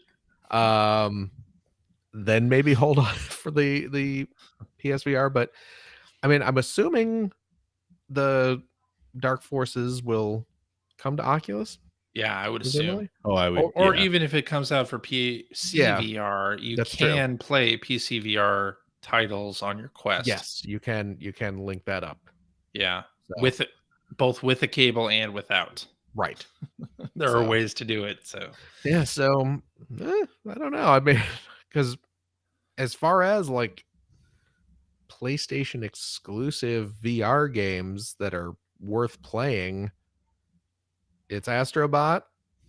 Well, and they got the Horizon one that they just announced for PSVR 2. Oh, okay, yeah, that's right. I mean, there are some coming from Sony Studios, and they're going to be good. Well, yeah. I mean, again, If there's a Astrobot. new Astrobot game, that's going to be good. So. I mean, I will pick up. Yeah. I will pick up the PlayStation VR 2 just for a new Astrobot game. Yeah, I absolutely will. That's as ridiculous as that sounds. Yes. Even if that's the only game I play on there, I will buy it for the Astrobot game. Yeah. But yeah, I'm enjoying the Oculus. Me too. And I got the Yeah, small, pretty great. the whatever, the 128 Oh, gig okay. version. Yeah, So, I got the what is it? The 256? Is yeah, that what it is? Yeah, I got that one. because I wasn't sure if I was going to like it. I wasn't sure if I was going to be able to play it comfortably either. Are you regretting it now? Are you wishing you'd got the Kind of, yeah. bigger one? Yeah. Kind of, yeah. But you figure they're probably going to put out a new one at some Oh, yeah. point, and I'll Yeah. upgrade that. So, Absolutely. yeah. But I'm having Yeah. fun with it for now. Meta Quest 3 or whatever they're calling it now. Yeah. I haven't Yeah. played any of the Star Wars stuff, like the Vader. My son Okay. actually just bought the Vader thing like as we were sitting here. I just got Yeah. the notification. Yeah, they have a bundle that's on. No. It's a minor discount. It's like you're saving like $4 yeah. or something if Yeah. you buy them all at But once. each one is only $10 anyway, right? Yeah, Yeah. they're relatively well. I say I've only played through the first one so far, but the first one was relatively short, and I'm assuming the Yeah. other two are similar in Yeah, length. yeah. They're like probably an hour each. I also picked up the. Well, I think I mentioned this the Galaxy's Edge Star Wars Oh yeah, right. game that's on there, which I've heard is very good. So I've been holding off for my prescription lenses to show up before I dive into that. So I do need to get in there and play that, because that has DLC as well to expand the experience. They have a, and I've heard it's actually pretty decent DLC too. So I'll have to get that. Okay. But yeah, Quest is good. Quest is I like good. the Quest. Yeah, Quest 2. Yeah. Mhm. All right, let's do this one from Grain Geek John, who says Cuphead has become a thing in our household over the last couple of days. As it turns out, the new cartoon is very good. Has there ever been a better synergy between a game and a cartoon? I don't know. I don't know how to answer I haven't that. seen the cartoon yet. My kids Yeah. really like it. Oh yeah. Oh yeah. I mean, like I said when it was first we saw that first trailer, it was like, you know, I wish it looked more like the game. So Right. So, I mean, yeah, Captain N. I was gonna say I'm not Captain sure. I'm not sure I understand. I don't know. It used to be that you had a lot of games based on existing cartoons, and Right. Yeah. Well, know. I mean, the 80s we had a lot of cartoons based. I mean, there was the Pac-Man cartoon, Dragon's Lair. Oh Yeah. yeah. You had the Saturday Supercade. Pole Position Yep, the pole position. that had nothing to do with the video game. But Nope. No. But it was had a great theme song. Oh man, pole position. That's the only thing I remember. I know, That's right? the From only that thing worth series. remembering. Toy Galaxy. I love Toy Galaxy on the YouTubes. Yeah. Mhm. Toy Galaxy did an episode about the pole position Position. cartoon. Oh, Yeah, I'll and have to watch absolutely worth watching. Yeah. So that. Excellent. So yeah, I mean, actually, it's a really good point, Phil. If as far as going from a video game to a television show, right. I mean, yeah, the early '80s was Yeah. all about that. And I mean, you had So- all there were the Mario Yeah. cartoons. Yeah. You had the Super Mario Brothers Super Show, which had live action Mario. Right. I mean, Captain Why Lou didn't they Albano. make a Quackshot cartoon, man? I would have watched the heck out of that. Anyway. oh man. Yeah. The I mean, there were several Sonic cartoons. That's Mhm. true, but they So- never really like made a video game that was off of the Sonic cartoon, except for Sonic Boom. There was no like Sonic X Right. game, right? There was apparently One in development. there was based on like the Saturday morning Sonic cartoon. Yeah. That Oh that yeah, all the Huh. kids loved that I never got into. Yep. But yeah, there was using like those characters, but Yeah. There was an Earthworm Jim cartoon that is also true. Oh damn, that's That is right. true. with Dan Castellaneta. The thing that always interests me about Cuphead is that it's such a difficult game, but it seems like a lot of the licensed stuff is targeted at kids. Right. Well, they're they're Well, appealing yeah. characters. Yeah. Yeah. they're Although appealing I will characters. say my kids have just because what was it Cuphead? It was cheap recently or something, or maybe it was finally on Game Pass. I don't know. No, I think we I don't finally know. bought it because I hadn't Yeah. bought it. I hadn't ever taken the plunge on it, and then I think it was it was just the last Christmas sale. It was on there, and it was sort of a pretty deep discount. So I ended up buying it, and two of my kids have been playing it, and they really like it. Oh, good. They're kind of, they haven't gotten very far, and I don't know that they ever will. My son and I played it together for a while, and we went through like the first island. Yeah. But it just happened to fall right when, hey, look, there's a Cuphead show coming out, and so it's definitely they're in that space right now where like they're interested in Cuphead. So Right. it really worked out well for them. And yeah, I mean both of them have been watching it and telling me all about it and how much they enjoy it. And so I don't know what the quality of the show is like personally. I watched a few minutes of it last night because my son had fallen asleep and it was on TV. So and it seemed okay. Yeah. I think Phil, it definitely feels from like a subject matter and sort of the gags and everything and the scripting, it definitely feels modern. Right. Yeah. It doesn't feel like the cartoons it's based on. Right. Right. Yeah. But it does look nice. I mean, Yeah. it's Yeah. the characters look like they should. Mhm. But yeah, it seemed okay, and they seem to really love it. Good. And you know what? The Sonic Saturday morning characters did appear in Dr. Robotnik's Mean Bean Machine. That's right. Oh, there you go. That is where those character Wow. designs came from. There you go. You know what though? If you want to talk about video games having a good synergy with their animated counterparts, excuse me while I There you go. enjoy a beverage here. Yeah. Beyblade? Mm-hmm. Yeah. Digimon. That's Digimon. clearly what I was talking about. Yeah. Yes. So All right. Should we do one more? yeah. Why not? It's a holiday weekend. Let's do one more.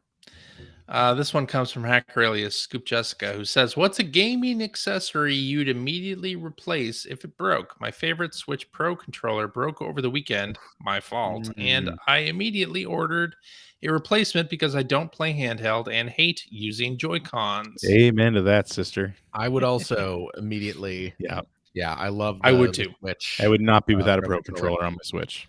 Yeah. I often play using Joy-Cons. Like if the family and I are playing Mario Party, my wife and daughter are on the Pro controller and I'm on the Joy-Cons. Hey, speaking of Joy-Con games, Yeah. did you play the Switch Sports during No, I did not during beta the this online week? test. Yeah, I did not didn't. either. And It I'm was kinda only curious for myself. 45 minutes at 4 different times Yeah. over the weekend. So Yeah, it was very didn't. much you got to kind of work your schedule around it, which was why I didn't. Yeah. I kind of wish I did. I heard good things. Yeah, because it looks fun. It looks really fun. It was only online and not with your friends. So Right. yeah. Right. But yeah, let's see. Accessory, yeah, Pro controller would definitely be one. For sure. Hmm. I mean, I don't know about anything that current gen that I would immediately replace, but what accessories are you using? well, that's just it. But I'm sort of Amiibo. trying to think back to Amiibo. I'm sort of trying to think back to like previous systems and thinking about like on the PlayStation once we got to the point that the DualShock was a thing. Yeah. Oh yeah. I never went back to the old controller. Oh yeah. after Yeah, that. for sure. Like just never. Yeah. So I would have replaced that, and then like going back to like the Genesis, once the 6-button controller became a thing, I would have never ever gone back to the 3-button controller. Yeah. So there were definitely those sort of moments for sure. Definitely. Certainly, like when I was playing a lot of the music games, if a guitar broke, I'd buy another guitar real quick. You don't want to be playing Guitar Hero instruments on a controller. The the updated original Xbox controller. Same thing. I would not go back to a Duke. Oh yeah. Would have to replace that. The Type S came out. Type S, Yeah. that's what they called it, right? Yeah. I certainly would have Type replaced. small. Is that what? That's what it was, right? Type small. Is that what the don't S know. stood for? Was it type Yes. small? Yeah. Was it really? Probably. Not that these accessories ever broke back in the day, but like I was super into using my Game Genie back on. Oh, like, the really? NES. No, yeah. You know, I loved messing around with the Game Genie, so I would have gotten that replaced certainly. I knew people who were like that yeah. with the Game Shark. The Oh, people really? in the Game Shark community were hardcore. Oh yeah. I was not that into the game cheats and stuff at that point, but I do remember, like people were very, very into that. NES and Super if NES. if my steering wheel absolutely. broke back there, I would Yeah. immediately replace that. Makes sense. I also loved the Super Game Boy back in the day. Oh, Love the Super Game, and again, great. You'd probably need a steamroller to get your Super Game Boy to break. But if something happened, I certainly would replace it. Yeah. My Sega CD was the same thing for me. If it Right now. if it had broken, I would have replaced it immediately. Yeah. See here. Uh-oh. Oh gosh. There we go. Getting my Super Game Boy. So you need the Super Game Boy Nice. 2, right Phil. there. There's my There, my second now, Super Game Boy. just in case. Yeah. Yeah, and do you have the blue one? There's My the Super Game Boy 2 right there. The Japanese Plays at the right import. speed. Japanese import. It also has a link cable port. It does, Also right? Link cable port. Yeah, it's Yeah. right there. I picked this up in Japan, brand spanking new, for I think 500 yen. So it's It like was $5. Yeah, it was like $5. It was dirt cheap. Love it. Love dirt it. cheap. So, yeah. Yes, indeed. It's in that clear blue shell. Look at that. Look at that beautiful thing. I love my Super Game Boy 2. Yeah, it's great. Nice. It is so great. I love the Super Game Boy. One of my favorite accessories of all. Maybe my Absolutely. favorite accessory of all. What about the Game Boy Player? The Game Boy Player is great. Yeah. I certainly have one. Yeah, I used that a lot back when Yeah. I had my GameCube hooked up. But where is? Oh, here we go. Oh, Phil's going to get gosh. more junk. Wow. Pull out more junk. What's that? More junk. Pulling out more junk. More junk. What do you got? Boom. Yeah, see. There it is. They The should have wide boy. made those, the There wide it boys. is. They The should have Wide made Boy those available. 64. Yep. Yeah. Which magazine did So- you steal that from? This used to be Expert Gamer / Game Now's Wide There Boy. you go. Yeah. Yep. So for people who don't know what that is, you could play Game Boy games on your N64. Yes. Yeah. Yes. There's a What's the serial port for? Is that development. like a development thing? Yeah. Must have been. Yeah. Yeah. So. Yes, indeed. That's what we had at the magazines. That's how we got This was how we took pictures of screen grabs. Game Boy and Game Boy Absolutely. Color games. A lot of great memories using the wide boy. Yes, I still remember CJ playing Kirby Tilt and Tumble on one of those, moving his N64 all over the place, N64. upside down, and Yeah, well, because the way the wide boy is, the Game Boy cartridge goes on the front. yeah. Yes. And when you Of play it course, in the that Game is Boy not Color, the how Game you Boy play it. cartridge is on the back. You Right. play it, yeah. You Yes. plug them in on the back. So you have to hold, if you're taking the screen grab of something using the wide boy, you have to hold it upside down. Yes, Since it was indeed. attached to an N64. Yeah, exactly. Very difficult, but So funny. And then while you're doing that, to it's also actually like pretty fun. have one of your Hand fingers over on here like to the press the space bar or whatever Was it button the you had. pinky? for your mouse. S. Yeah, it was the S key. Yeah. That's Yeah, how what I was it? played my games for screenshots. Pinky on the S key, controller in Pinky on hand. the S Yep. key. Yes, indeed. Good times. Oh man, That's a what a good mess. place to stop. what a mess. What a That's great. mess. There you go. Alrighty, and that is our show for this week. Thank you very much for listening. If you have a question for us, would like to comment on something you heard, you can direct that to @P1 Podcast on the Twitters, or you can go to our internet website at player1podcast.com. There you'll find our contact information. You'll find blog entries about Sega CD stuff from Mr. Greg Seward. Yes, you will someday. Yeah. You've done a couple recently. Yeah, I have actually. And you also find Generation 16 episodes there. Yeah, still working away on the current episode. It's starting to. I actually started creating the video file itself this past week. There you go. There you go. You will also find show notes and links to all the things that we talked about. And there is even a link to our Discord server where we can discuss this episode with us and our other listeners. If you would like to subscribe to the Player One Podcast, you can do so by visiting playeronepodcast.com or by loading your favorite podcast listening app. You can also listen to us on Stitcher Radio, on Spotify. What else are we on? That's it. You can like us on Facebook. Those are the big ones. You can like us on Facebook. You can watch video archives of our show on the youtubes.com/P1 podcast, or you can tune in every week to watch us live on the YouTubes, the Twitters, the Facebooks, the Twitch.televisions, all those good places. Follow our Twitter account, which is at P1 podcast, to find out when we're doing our next live show. Typically, it's 5:30 on specific time on Sunday evenings. So join us, won't you? We hope you do. Tell you what, if you like what you've heard, and how could you, head over to patreon.com/P1 podcast. Throw a few shekels our way. I need more Super Game Boys. Don't have enough. Clearly. I don't have enough. And only your Patreon funds can help me procure them.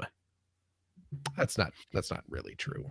We use the Patreon funds for all sorts of great stuff, like keeping our podcast afloat. And also making sure that we all played Horizon. Made sure we all played Horizon. Yes, indeed. Yeah. So we got to keep playing that. Because that was a Patreon funded game. So that's true. Were. Yes, indeed. So, which I'm enjoying. It. I think we came across as too critical. I think we came off as kind of poo-pooing on her. I think we did. I think we sounded kind of negative on Forbidden West, but I'm actually quite enjoying it so far. It's beautiful. To me, it's in that middle ground. It's in the middle. It's like not bad. No, it's not bad. No, but I'm not like instantly hooked like I was with like Spider-Man or Ratchet and Clank. Yeah. I'm still kind of like I'm loving how it looks though. My gosh, you know what I like about it? Probably should have said this like an hour and a half ago. You know what I like about it is that it is very colorful. It's not all like grays and blues and browns. It's a bright, colorful game, and it looks great. Oh my gosh, it does. Yeah, I did at one point just kind of walk up to my TV and I was just like staring at just like getting real close, looking at all the little fine details and stuff. Oh, it's a pretty game. Anyway, if you are a Patreon supporter of the $5 tier, cheap. There it is. You get access to a special bonus episode. Every week we record it right after this one where we play games, crack wise, having fun, doing all the stuff we can't do on the regular show. CJ, do we have a game for this week? Yes, we do, Phil. We have a Jeopardy game from Hacker Alias, a Hind D. Hind D. That's right. What's a Hind D doing here? It is, I don't exactly know what the Jeopardy theme is. However, it does have a lyrics category. Oh. Where you have to name the game the song is from. So that'll be interesting. Okay. Well, let's see what happens there. Yeah.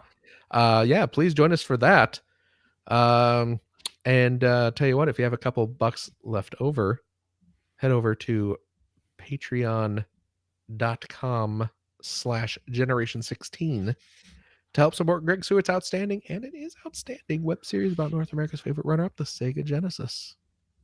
Thank you, Phil. And if you are a supporter of the $5 per episode variety, also cheap, you get access to my weekly vlog called The Weekly Commute, where I talk about the production of the latest episode, other projects I'm working on, other videos I'm working on, how I really feel about CJ and Phil, and all the other things your doctor doesn't want you to hear. And of course, all that money goes back into the show as well, helps me buy the games that I'm covering on that show, among other things, as well as equipment to make those videos. Huh. Cool. I guess that's it. CJ. Yeah. Thank you so much. Thank you, Phil. Of course. Gregory. Yo. Thank you as well. Thank you, Philip. Of course. And of course, thank you to our wonderful, wonderful listeners, every single one of you. As always, please take care of yourself, take care of your loved ones, your family, your friends. Do what you got to do to be safe. Take care of yourself, please. We hope to see you next week. Bye-bye. Toodle-oo. Bye-bye.